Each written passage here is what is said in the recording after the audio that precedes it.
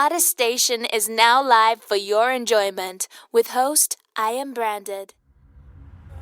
I just want to thank the world for listening tonight on this edition of Branded After Dark. I am Branded alongside my beautiful host, Sweet Aaron. Sweet Aaron, what's up, baby? How you doing? Good. How are you? I'm great. And I'm better than great, actually. It seemed like tonight, it's like, with the guest that we have on the line right now, I got to make sure I do justice by giving him a proper intro. And I got to say, listening to a lot of Harold Melvin and the Blue Notes, listening to a lot of Blue Notes music throughout my lifetime. Songs like this one right here, Hope That We Can Be Together Soon, so many other songs that's attached to so much rich history. It's an honor and a privilege to be able to say welcome to this gentleman right here by the name of Jerry Cummings, live on Branded After Dark. Mr. Cummings. Absolutely. How you doing, sir? Yes, sir. How are I am you? Branded, and Sweet Ann, I'm honored to be a part of this radio broadcast and to be able to listen to the songs like Hope That We Can Be Together Soon, which was the sleeper on the To Be True album. When that song hit, it was like, that was not the one that we were really looking at to be the big hit. Right. But Sharon Page was a very unique vocalist, and she did an awesome job on that. Of course, Teddy and Harold did awesome jobs on that, and so to hear that coming over the airwaves now brings back a lot of memories. Well, Jerry, I got to tell you, it's music like that stays relevant. When you hear songs like that and you hear the soul not just coming from all parties involved, but, it takes anybody back to a time where it's just, when you hear stuff, it's just honest. I mean, that's just honest situations, honest moments, honest things. You kind of told us as far as, your appreciation for still hearing songs like this and Wake Up and all these other tracks that you guys have had. I mean, do you still kind of take a, step back and kind of have an out-of-body experience when you do hear people like myself tell you that, this stuff will withstand the test of times from generations on in? Well, the music is timeless. You can't say it's old school because there's no such thing as old school when it comes to this music. This music is a universal language. There was a message in the music, and there still is a message in that music. And so I call it timeless. Even when I write and record now, which I started doing after 25 years, I wasn't in the studio, and all of a sudden I got the urge to go back in. I wanted to do something that was timeless, and love songs are timeless songs. Love is forever. It doesn't have an ending really, because somebody's always in love. Exactly. And so and the songs relate to somebody's experience. Hope that we can be together soon. I mean, come on. I mean that's being said every day over the phone. That's being emailed and typed every day. And so those words and that feeling, and people were in love, and people are still falling in love again. And so I love hearing it. It brings back a lot of memories. Yesterday I was with some gentlemen, and they liked the music from the 60s and the 70s, and they mentioned a song called My Hero, which was done by the Blue Notes in the 50s. And it was the first song that Harold Melvin taught me when he found me, was My Hero. And that's the theme from the opera of the Chocolate Soldiers. I sung that song at Carnegie Hall in 1975. And so, when I hear people talking about the music that we did, it blesses me because I was young, and I was traveling, and I was meeting everybody that I wanted to meet, and it was a dream come true. But I never saw it almost 40 years later, at that time. And so when I hear it now, it blesses me. Really, it makes me feel good. Amen to that. Yes, absolutely. Karen, go ahead with your questions, hon. Well, tell us how Melvin found you. How did he find you, and how did you get started? Harold had a management company called Harold Melvin Enterprises, and I met him one night in Washington D.C. As a matter of fact, the MC George saw me standing on a corner one night. I was downtown, I was dressed up, and he asked me, did I sing? And I told him, yeah, I sing. He said, Harold is looking for a tenor. He needs a tenor for the group, you know. And so I said, well, I'd like for him to meet my group. And so he met my group, he signed my group, and then he took me from my group and put me in the Blue Notes. And that's how it all got started. I opened up in London, England. I didn't even open up in the United States. I opened in London, England, and was, the first gold album was To Be True. And, of course, I was a part of that. And then the first platinum album was Wake Up Everybody. I was a part of that, but I was actually recording with Harold even before I went to England. I was recording with Harold for about a year before I even went to England. So, but I never saw 40 years later. I never realized right. that. I was going to ask you that. Did you realize how big this was when? No, you never do. Yeah. You never do when you're doing it. It's when you finish, and then when you look back at it, and then you start hearing the stuff on the radio again, and then you start looking at where you was, where I was at, in San Francisco, in Oakland, California, in the stadiums during the Cool Jazz Festival days, and and to 90,000 people in the Houston Astrodome, Carnegie Hall, Soul Train. The Donna Shore show, Mike Douglas show, Merv Griffin show, when you're doing it, you're always on the move, so you're not really paying any attention to it. Right. I just recently saw Harold Melvin and the Blue Notes on Soul Train with Richard Pryor. We were doing Bad Luck, and I never saw that. I never saw that back then, I never saw that in 1974. But all of a sudden I'm looking at myself at 22 years old on YouTube on Soul Train with Richard Pryor. It blows my mind, and I could tell that, I could tell that I was just really getting into the group thing, and so the next time we were on, we wore Powder Blue, and they had Bad Luck on there again, and I could see how I had matured and how I had grown, over the time that I was with them. So to be able to go back and look at it on YouTube now, almost 40 years later, and then my children can look at it, and my grandchildren can look at it. And then I found an interview with Jerry Cummings of the Blue Notes when I was 22, a little 2 or 3 minute interview, and actually my children found it, and I come in and they showed it to me, and I had never seen it, So it's this internet is something.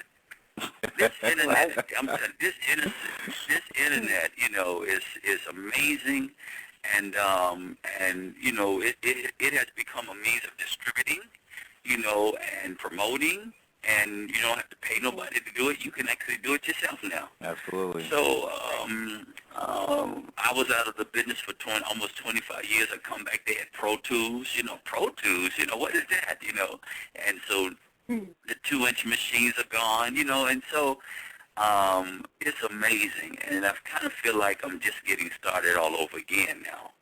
See, that's always good when you can be able to have that vibe, and especially it's I'm listening to you talk, and as humble as you sound and everything. I mean, to me, it's coming from a fan like myself, because I'm a fan first. I've always appreciated just the way that the groups back in the day sounded, because the Blue Notes didn't sound like the other groups that was out there, the Spinners, Four Tops, etc. I mean, you guys kind of had your own thing. So when you guys started touring and doing all this stuff, and in general. Did you guys get a lot of that good appreciation and vibes that from other groups as well that was in the record business at that time? Oh, definitely. The Temptations. We did tours with the Temptations. The Dramatics were good friends of ours. The Temptations were good friends of ours. So we had a lot of groups. The Manhattans were good friends of ours. So we had a lot of groups that we did shows with. That we headlined, and we got along good. Eddie Kendricks, he hung out with us. Everybody, we did the Dramatics. We were in London together with another group called Hot Chocolate from London, and so we got along good, and we admired each other. We admired the other singers, like Ron Banks of the Dramatics and Eddie Kendricks of the Temptations, and, we admired each other. We complimented each other, and so we were very unified as groups. Gotcha. Beautiful. Jerry Cummings is our guest on Branded After Dark, and with you being part of a very iconic group, there was always members such as yourself, and of course, the late great ones like Teddy Pendergrass that will always have a place in everybody's heart. So give the listeners out there a little bit of how Teddy P worked in the studio when you guys got together and did a lot of your stuff. Teddy Pendergrass, to me, was the greatest lead vocalist I had ever heard in my life. First of all, Teddy could tell a story when he sang better than anybody I've heard. He was so gifted. He was just extraordinarily gifted, and he grew. I watched him grow. He grew. His confidence grew. He was a wonderful artist. Just wonderful. One of the, like I said, the greatest lead vocalist. The greatest lead vocal I ever heard was Bad Luck. If you really listen to him do that, and he ad-libbed the whole last part of it. It was all ad-lib off the top of his head, and no notes or nothing, just ad-libbing, because he could tell a story. And to me, that's the greatest vocal I have ever heard in my life, was Bad Luck. I was in the studio, just me, Teddy, and McFadden and Whitehead. McFadden and Whitehead wrote Bad Luck. And we were in the piano room when he was teaching it to Teddy. And we were putting the background together. And so I got to see, to be with him through all of that. Teddy and I were very close, probably closer than the other Blue Notes, because we were only a year apart. And everybody else was a little bit older than we were. But when you talk about a great vocalist, that man was absolutely the greatest I have ever heard. Wow. Out of all the artists that you throughout the years have been able to work with, who do you think was,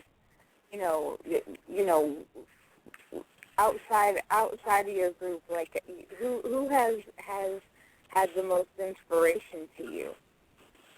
Oh, of course, Eddie Kendricks. Eddie Kendricks inspired me, of course, before I even knew anything about Harold Melvin.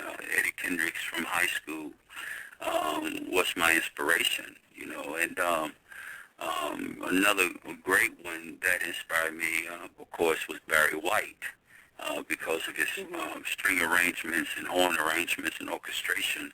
Barry White was like an idol. One of my idols, and now that I'm doing music again, I use real violins and I use horns, and because that's where I come from, But Eddie Kendricks, one of the greatest, purest tenors I've ever heard. Barry White, when it comes to maestro, arrangements, music, one of the greatest. He'll always be the greatest, and Eddie will always be the greatest. Also, let me give a shout-out to Kevin Gray, who contacted me so that we could hook all of this up. I know he's listening, and I just want to give a shout-out to Kevin. Absolutely. Let me ask you. Love Kevin. No doubt. Let me ask you this. Well, actually, it's not really a question, but if I say this phrase, you can let me know if it actually rings true or not. You know how they say that, they don't make good groups, good soul groups like they used to. Do you think that's true? No, I don't. Well, Boys to Men, they came out of Philadelphia, and I remember I was in the studio, just visiting a studio about 3 years ago, and Wanye from Boys to Men was in the studio, and I was telling him that I was so proud of the work that they had been doing and how they had brought back the sound of group that could sing like from the soul. And Wanye looked at me, he said, I don't know why you thinking me. He said, you the pioneer, He said, we followed your steps, and I'm saying, I'm like blown away that he say that, that he would say that to me, but they were watching us, they were listening to us. And so when Boys to Men came out, and they were from Philadelphia, where we actually recorded at, of course, I didn't realize that they were watching us. So Boys to Men is a great group, great singers, very versatile. All of them can lead, and I really admire their gifts. I have a group that I'd like to mention that and get your opinion on and everything. How do you feel about New Edition? They're coming up on their 30th anniversary. Well, again, they were okay. Yeah, New Edition again. Watch the groups like I'm talking about, like the Blue Notes, like the OJs, the groups from that time, and they patterned their harmonies and everything after those groups. We kind of like set a pattern, for the younger groups to look at, because their parents played our music. Their Boys to Men and New Edition parents played our music. So therefore, they were always listening to the harmonies, and they were watching the steps, the choreographies, and so a lot of them patterned themselves after what we had done. But New Edition, great singers. Johnny Gill came out of there. Of course, Bobby Brown comes out of there. A lot of great singers. Mm-hmm. Do you feel like, especially nowadays, because groups, as you well know, when you look at just the way that music has been so far throughout this decade, do you feel like the groups are kind of extinct now? Because you don't really hear too much from, say for instance, a new group that might be somewhere that we may not know. Are they running its course, so to speak, or is there still some hope that we can be able to get good groups to be able to, start this whole drive over again? It would have to be like, I don't know, because the groups now didn't come up, or they're not coming up like we did. We didn't have vocal coaches. We didn't have companies backing us. Like now it's more of some branding by some company. Backing them. We didn't have all of that. Right. I think that the era that we came through, it's an era that will last forever, and people will always go back and listen to the sound of the 70s. The world has changed. Everything has changed. Music has changed. The branding of the music has changed. So I don't think that, I think what we created in the 70s was for that era, was for that time, and because it is timeless, people will always listen to that music. I was watching the BET Awards, and they were doing one year, and they were honoring Earth, Wind, and Fire. Right. And I never forget this, because all of the rappers and, the hip-hops were sitting in the audience watching Earth, Wind, and Fire on stage, and they were actually playing their instruments, and they were singing. And when they showed the audience, the rappers and the hip-hoppers had their mouths open. They was astonished, because they had never heard anything like that. It was like, it was almost like they were looking at God almost, because they had never seen anything like that. because they using, mechanical instruments and they using computers and here they saw a band like Earth, Wind and Fire playing their horns and drums and guitars and singing and so after they went off, they could have just stopped the show. They could have just went off. They could have just had a commercial and say, "We'll see y'all the next year," Right. because I was blown away watching them, because again Maurice White and I were friends and and I followed them and listened to them when they produced Emotions and and so that era, the 70s, will be around forever. As long as forever is, it will be here forever. There was more, I don't know, raw talent back then, I guess you could say, and it wasn't so much, manufactured, so to speak. Right. And we were hungry. I mean, that was our dream. That was our dream as children. That was our dream, to get to that point, to be able to do Soul Train, to be able to do the Midnight Special and the Dinah Shore Show. That was our dream, to be able. I never thought about a gold album. I mean, that wasn't even in my mind, And then when Harold told me that, he said, "Baby, we had a gold album. To Be True with Gold." I said, "What?" He said, "We're going to Canada, and we're going to pick up our gold albums at the CBS convention, and that's where I met Maurice White at, Earth, Wind and Fire, and I'm 22, 23 years old, and all of this is happening, and I'm just flowing with it, So I just want to say that music is timeless, and what I'm recording now, I believe that one day it'll be considered timeless because Amen I to came that. from that era. Amen to that. No doubt. And Jerry Cummings, Blue how- Notes icon, is our guest on Branded After Dark. And since you talked about the new music, now that we have, I have a couple of tracks, and I think we should kind of kickstart one to talk about what are some of the things you're actually doing right now. So I'm going to play a track that you gave me, Nothing Compares to You. Let the listeners know a little bit about that, and before we play this. No one compares to you. It's about the feeling that one would have towards a person. It actually started out to be like contemporary gospel song, but then when I began to really listen to it, it can be that, or it can be a woman, that you're singing to, that there's no one that can compare to her. And that's how it came about, It's a beautiful song. I didn't know that I could still sing like that, I thought that, after 30-some years, and I hadn't been singing. And Bobby Eli, I recorded at Bobby Eli's studio in Philadelphia. Bobby Eli, great guitar player. And when he heard it, he recorded Stylistics. He recorded Blue Magic, the Delphonics, so he was used to working with tenors.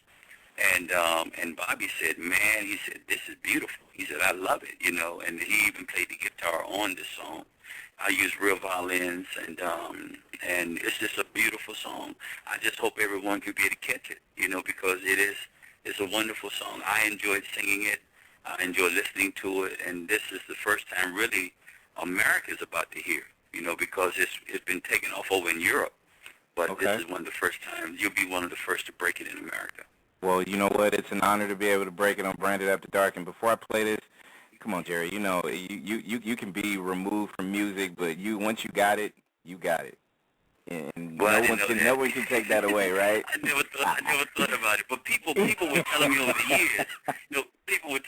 years, man, you need to sing, especially Richie Halsley out of Philadelphia. He would say, "Man, you need to be singing," But I would sing a little bit around the house and stuff. He said, "Man, you still got it," But I never, I thought I was retired, I said, "Well, I'm retired, I've done that. I got 3 gold, 2 platinum albums, so I'm and then all of a sudden, last year I got the bug again. And I went in the studio and I started recording No One Compares to You and Oh What a Woman, and then it just sounded good to me. I said, this is pretty good stuff, you know. And so I'm trusting that the people will grab a hold of it and go to CD Baby and download it and get it and support it and, you know, join me on Facebook and let's just go for it. Let's just go for it. Icon right here. Sweet Aaron alongside iamBranded with the guest of honor. And so many people listening, and I got to tell you, this is, you know, it brings, I mean, even though it's a new song, it just the vibe of it is just real traditional. I love those kind of sounds. You know what I'm saying? So, you know, hats off to you. Harold Melvin would really love to, he would be proud of that because he worked with me so many hours teaching me how to ride tracks and, you know, and when I listen to that, it's almost like I have to give honor to my teacher, you know, Harold Melvin. He also, a lot of people don't know, but he also trained Teddy Pendergrass. You know, he taught Teddy how to stand and how to breathe, and you know, Teddy had recorded prior to coming into the Blue Notes. You know, Teddy one time was drummer for the Blue Notes, but he had also recorded, and his first recording didn't do anything. And when Harold got him and began to work with him, then you heard Teddy Pendergrass, and you heard him grow from the early days to when he went on his own.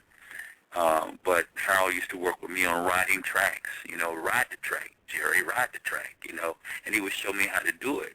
At one time, Harold had that same kind of tenor voice, you know, but over the years he lost it. But he was able to teach me how to breathe and, you know, how to lay back and, you know, how to sing. So I listen to that now, and even though I hadn't sang in 25 years, but when I listen to that now, I keep seeing him. I keep seeing Harold Melvin. He was a one-of-a-kind teacher. He was the greatest teacher probably that anyone could ever have. And showman, you know, he was like a black Frank Sinatra. But he was a great teacher, and a lot of people talk about how great Teddy is and how great Teddy was. But if there wasn't a Harold Melvin, there wouldn't have been a Teddy Pendergrass, believe me. Right. Because he put work into Teddy.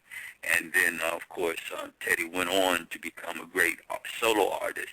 Right. But we must give credit where credit is due, and Harold Melvin was the teacher. I mean, you go back and you listen to a lot of the work. I mean, of course, you know, Harold Melvin and the Blue Notes. I mean, Harold Melvin is, you know, alongside that, everything that you guys have done. I mean, we've been saying it all night, and we're gonna continue to say it, man. It will forever withstand the test of time due to the pure art form that was displayed by you guys. So, you know, hats off to the teacher, you know, teaching the new teacher, because I see you still as that influential guy that can be able to help, you know, usher in you know, maybe a new wave of people out there. And I got so many questions, and of course our staff here at Nexxlegacy is really out there promoting this. You know, questions out there is pulling in as far as you know, what advice can you give to new groups that's trying to form? Because, you know, there might be some guys or girls that's trying to become the next Harold Melvin and the Blue Notes. So what is your advice? You know, well, we have given them, you know, all of the music and all of the songs that they ever need to study. You know, if they just study what we have already done some 40 years ago, I mean, it's like I said, because it is timeless, you know, it's already there. You know, if they just go and listen and study what's already been written, you know, and then they can improve on it. Amen to And, that. you know, they can improve on what has already been done, you know. So that's the easiest thing to do. It's already been written. It's already been done. And now if you want to do that, just go and listen, you know. And we rehearse, you know. We started rehearsing my high school group, you know. We rehearsed every day, you know. We weren't going to church, so we rehearsed on Sundays, you know. And then when I was in high school, we met in the hallways between breaks, and we sang in the hallways, and it was our passion. You know, you have to have some passion to do this. You got to love it. You know, you have to work at it, and then if you love it and work at it, doors will start opening for you. Ways will be made, and if I can help anyone, of course, they can always contact me, and get in contact with me through Facebook, or they can get my email address and email me, TSOP, the Sound of Philadelphia, 2009 at AOL.com, and I'm willing to help anyone that really have a passion for it, but they got to be willing to listen. A lot of the young people now think they already know things, and then one of the problems that I had with a lot of young people is their egos. Too egotistical. They think they already know, they can't tell them nothing, and we old-fashioned, but we mastered this thing. We mastered this. We know what it takes to make it. And so if they would listen, we would teach them, and show them how it is done, and that there's always room for one more. Hey, you got me over here saying amen. Amen to that, preach. I know, we're in you a church preacher. now. I'm the same way. Cause look, I'm more of a, like you, a traditional guy. I would rather go back and study all the greats that had music that will last a lifetime versus, the kind of songs that circulate nowadays that's only for the moment. Like, a lot of people out there really, even though you'll get so many people out there that'll rush to go get that, it's like fast food in a sense.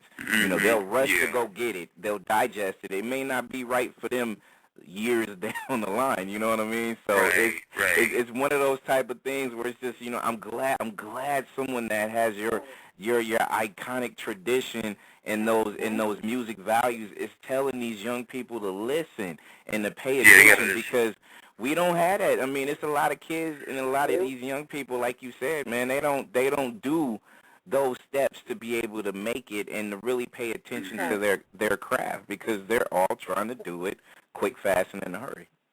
And another thing iamBranded is that they have to be willing to listen, because see, I'm at a point where I don't care how great you can sing. There are a lot of great singers out here, but what about your character? What about your attitude? Because if you got the wrong attitude, I mean, and I don't have a big ego, because, like I said, I have 3 gold and 2 platinum albums, okay?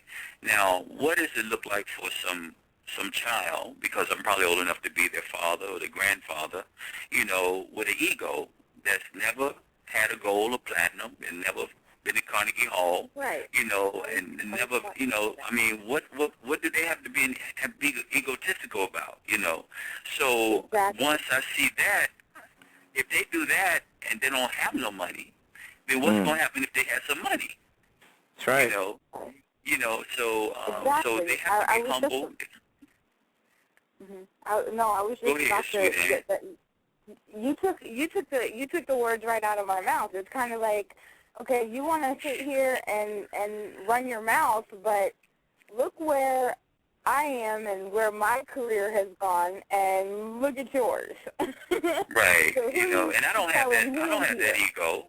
I don't not have that that you ego. have that ego, but I'm saying that these kids growing up today need to, close their mouth and open their ears and their minds a little bit. Not that you have that ego, but they need to realize that you have something, and you have something to back, what you can teach them and what they can learn from you. And, not to say that you have the ego, but they need to realize it themselves when they want to start running their mouth and think they know everything, that, okay, no, you don't. Yeah, Aaron. No, hey, they Aaron. don't. They have Hey, no Aaron. idea. Jerry said it in 3 simple words. Really, when you really pay attention, if you're passionate about your art form and you want to take it to a level where people will be able to hear you from decades on end, Mr. Jerry said it in 3 words: do your homework. Yeah, that's right. Yeah, 3. You gotta study. That's 3. Yeah. You gotta study this thing. Or study. But Yeah, like exactly. I said, we've Not already only that, done but it. it's listen to me. Yeah, they've already done it, and I mean, we've already done it. It's out there, and it's not going anywhere, and so I would know what it would take to redo it again. in. Right. You know, if somebody's already been to a place, the easiest thing to do is to follow them because Exactly. they've already been there. If you've never been there, just follow the person that's been there. That's right. And then you'll get there. Yeah, I mean, if I'm lost and somebody say, follow me, I know how to put you there. I've been there before. And now the easiest thing to do is to follow somebody. That's right. easy. Right. That's right. Jerry Cummings is our guest on Branded After Dark, and No One Compares to You is available on CD Baby, correct? People can go get it right now, like myself. I can go online and I can go buy it. Oh, yeah. Okay. Yeah, they can go download it right now. Good deal. Good deal. I already got it, but I'm going to go download it again. I'm going to do that right now. I just opened my wallet, got my credit card out. I'm about to go make that purchase. So I suggest everybody out there do the same. Support my man. He is history. And what we're going to do is we're going to play Oh What a Woman, and we're going to come back. Sweet Aaron alongside iamBranded with the guest, Jerry Cummings of the iconic group, Harold Melvin and the Blue Notes. So many, like I said before, there's so many listeners out there listening, emails, the social media networking game is really turned up. Now, this song right here, Oh What a Woman, is this available as well on CD Baby or not yet? It's on CD Baby and I think Amazon. All of the outlets is carrying that, and they can go download it right now, put it on their ringtones, and so when their phone rings, it can either be ringing with No One Compares to You or Oh What a Woman. There you go. There you go. Yeah, that's a true song. Everything that I write is I've lived it. I've lived it. A time when I didn't smile, a time when I wasn't happy, and met this certain young lady, and all of a sudden I had to say, "Oh, what a woman," And amen to that. And that's just, what we sang was really true stories, our own experiences, and that's the best song, when you write about something that you have been through and something that you have experienced. Everybody has been through that. Everybody has met that person, and I try to, and one of the things that I don't see a lot of today is people love each other but not in love, and yep.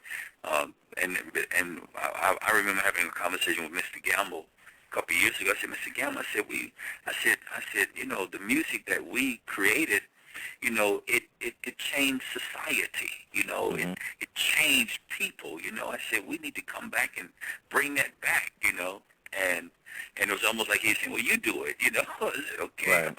I'll come back and I'll do my best, and so I love Oh What a Woman. I mean, I listen to it in the car, and I'm just like, wow, I like the song, and even though I wrote it, but right. it's a feel-good song, it makes you feel good. It's a good vibe. It's something to get up in the morning and listen to on the way to work, it's a good vibe. And see, Jerry, the thing about it, too, is you can't do it by yourself, of course, so, you're going to have the support of the station and, of course, the people that love traditional music.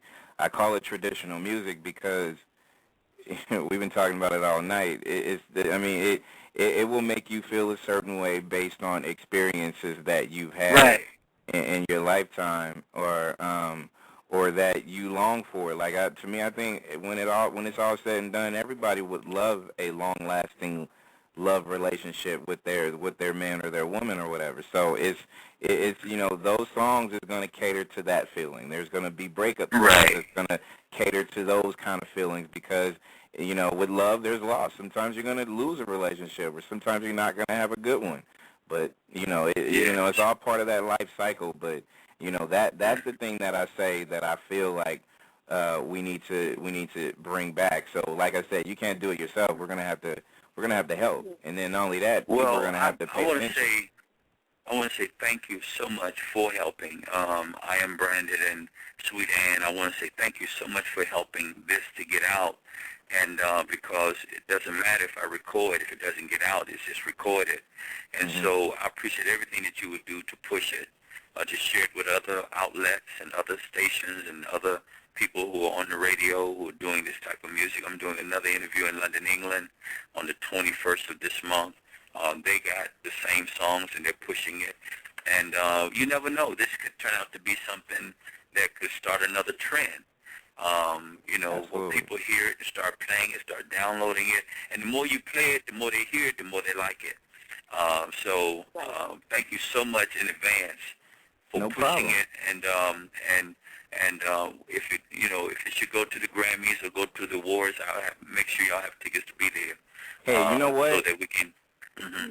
And I'm glad you mentioned that because I was going to say that it doesn't matter where you're performing. I need to go where you are so I can just get an autograph. And I don't ask people for autographs, but I want one from you, man. Like, I really do because, I mean, you have no idea. Like, growing up in my household, you were, and I say this to a lot of people that I really and truly have a lot of music respect for.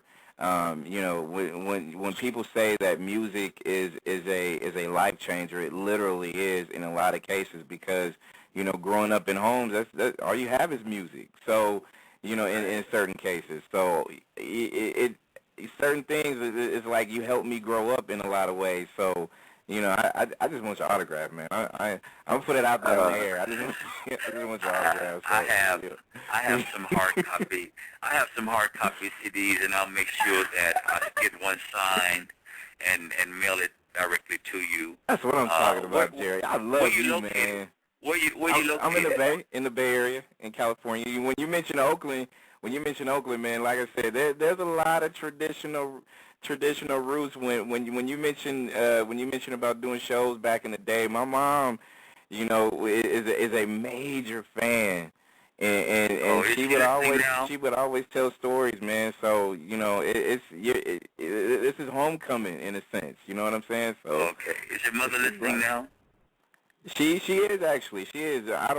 She's nowhere near me, but I know she always listens to most of my shows for the majority of the time. So here's love to your mother. I know she's listening, and I want to thank her for playing the music so that you could hear it growing up. And now that you're grown, and it's your mother that helped you to understand the value of real music and a music that is timeless. Exactly. And our music may have helped produce you. So helped you to come to birth. So yeah. Hey, so you hear me applauding right now, Jerry? I'm over here applauding right now, sir. The love songs is a message in the music, and again, I'm just thankful to you, iamBranded, and to your host, Sweet Ann, for playing it, for releasing it.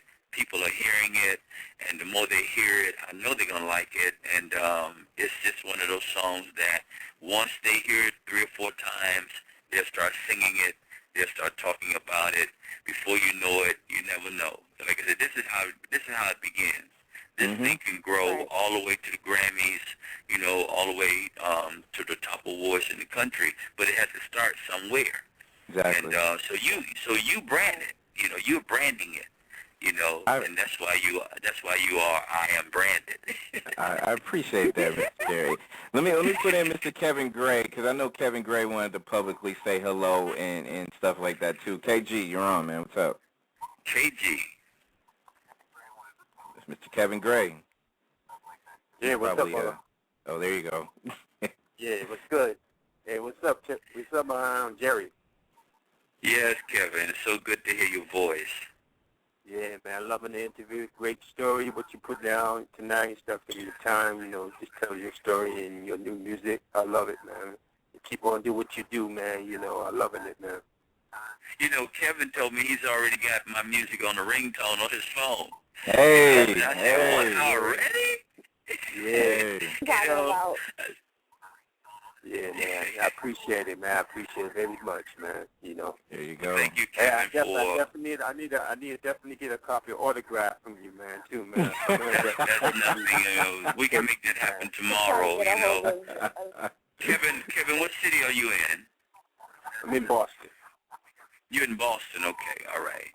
And I just happened to be talking to y'all from Queens in New York, and okay. I was in Connecticut earlier today, and I've been in the area of Connecticut and New York for the last couple of weeks now, and So, anytime that you want to have me back and we don't talk, because, we could talk about this all night. Man, you And, know it.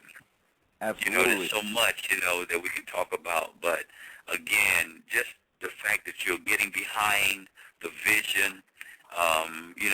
My dream is to build the field. The Field International Records is Detroit, Philadelphia combined, because that's where I did the recordings at, between Detroit and Philadelphia. So I call it the Field, DEPHIL International Records. So we're building the record company, and of course, I think the best way to start is with myself, because I'm not going to trip out, and I'm not going to run out.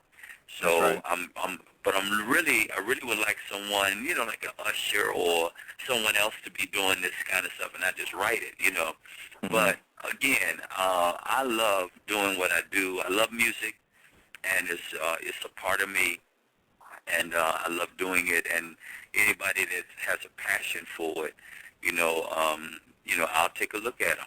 I'll listen to them. But Absolutely. like I said, they got to be able to listen, and if they listen. I think I should know what I'm talking about after all these years, and I won't lead them. And I won't lead them. I won't lead them wrong. And I want to thank Richie Hossley for pushing me to sing again. And it's just a lot of people were telling me to sing, and I wouldn't. And then all of a sudden, in September of 2011, I went back in the studio and started laying tracks and said, okay, and started singing again. And so to my surprise, I had that tenor. And I'm just thankful for all the years. I'm thankful to have sang with one of the greatest lead singers in the world, Teddy Pendergrass. Amen. One of the greatest dancers in the world, Bernie Wilson and Larry Brown. And one of the greatest teachers in the world, Harold Melvin.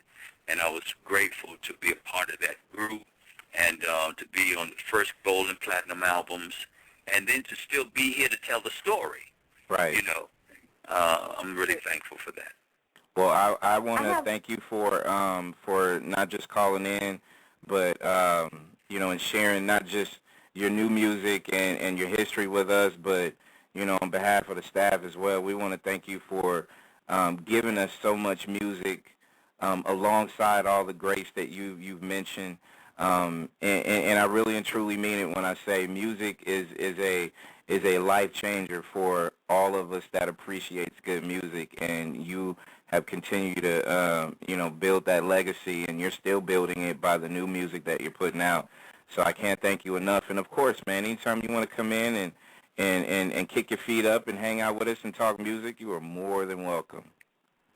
Thank you so much. I appreciate the opportunity, and I appreciate y'all are so professional. I'm listening to real pros at what you do, and I'm thankful that you are here and doing what you're doing, and whatever I can do to help, just call on me. Y'all have my numbers, my email addresses, and absolutely. And I got you on Facebook. Facebook as well. I have you on Facebook, so we're following each What other. about Twitter? What about Twitter? Are you going to get a Twitter account? Well, I have a Twitter account. I think it's just on time 100. I have a Twitter account, but I don't really use Twitter a lot. You're on Facebook more. Basically, Jerry Cummings Blue Notes. I got room there for new friends, and I normally post music there. So they can come to Jerry Cummings Blue Notes, and we can go from there. Got my pictures I on definitely there with the will. I definitely will. You'll see me. You'll see me pop up with. I'm in a picture with my friend Johnny Gill. So that'll be me. So add me. I want to say it's a complete and utter honor to speak with you, and shouts out to my mom, because I know she's really gonna be jealous. Oh, your mother, what's I love her you, name? Mom. Oh, what's your mother's name? Linda? Linda. Yes. Linda. Hello, Linda. I'm glad you're listening. There you Let's go. become friends on Facebook. Now she just melted, so now I have to go mop her up. Thank you so much. Jerry Cummings, appreciate it, man. Come back and hang out with us anytime. And again, thank you very much for all that you do and continue to do. You're an icon. Kevin Gray, I am Brandon, Sweet Ann. Love y'all. Stay strong. We love you too. Thank you for listening to the #1 radio station for the people.